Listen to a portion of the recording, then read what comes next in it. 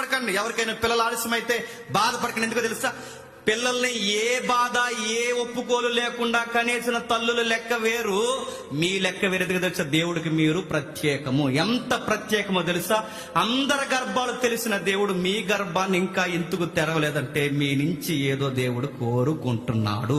ఆయన కోరుకున్నది మీరు చెప్పేస్తే బంగారం లాంటి బహుమానాలు తెచ్చి మీకు ఇస్తాడు. యోసేపు లాంటోని, ఇస్సాకు లాంటోని, అన్నాకు పుట్టిన సమూయేలు లాంటి వ్యక్తిని, ఎలిజబెత్కు పుట్టిన బాప్తిజం ఇచ్చి యోహాను లాంటి వ్యక్తిని ఇస్తాడు నీకు. వీళ్ళందరూ పిల్లలు వేరు, ఈ పిల్లలు వేరు. ప్రత్యేకం గుర్తుపెట్టుకోండి. ఆలస్యంగా పుట్టిన ఏ తల్లికైనా చరిత్రలో చూడండి, బంగారు రత్నాలు పుట్టారు.